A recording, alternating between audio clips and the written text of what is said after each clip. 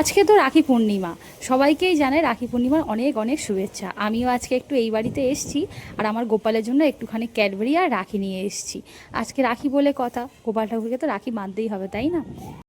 আর আজকে আমার ব্যাকগ্রাউন্ডে হয়তো কোনো সাউন্ড আসতে পারে, তো বলবো প্লিজ একটু ম্যানেজ করে নাও, কারণ পাশের বাড়িতে পাথরের কাজ হচ্ছে তো কদিন ভোর। তো যখনই এই ভয়েস ওভার দিতে যাচ্ছি তখন সেই সাউন্ডগুলোতে একটু হলেও ক্যাপচার করে নিচ্ছে। তো সবাইকেই বলবো প্লিজ একটুখানি ম্যানেজ করে নাও। তো চলো, কথা বলতে বলতে গোপাল ঠাকুরকে রাখি পরানো হয়ে গেছে, আমাদের দুটো গোপাল। তো দুই গোপালকেই রাখি পরানো কমপ্লিট, দুজনকে একটুখানি ক্যাডবেরিদের মিষ্টিমুখও করানো হয়ে গেছে। এবারে নিচে যাব। আজকে বেশ রাখি পূর্ণিমার ওয়েদারটাও বেশ ভালো, খুব যে গরম আছে তা নয়, তবে দেখছি মাঝে মাঝে হালকা হালকা রোদ, আবার কখনো কখনো মেঘ। আর এই যে আমাদের সব থেকে বড় মানুষ আজকে তার দিদুনের কাছ থেকে রাখি পড়ছে, অবস্থা দেখো না, ও প্রচণ্ড এক্সাইটেড। মানে রাখিটা দেখা মাত্রই ওকে বেঁধে দিতে হবে, তারপর স্নান টান করানোর পরে তারপরে বাঁধা হলো, কিন্তু বাঁধতেই দিচ্ছে না, ও রাখিটা শুধু বারবার দেখছে হাতটা ঘুরিয়ে ঘুরিয়ে।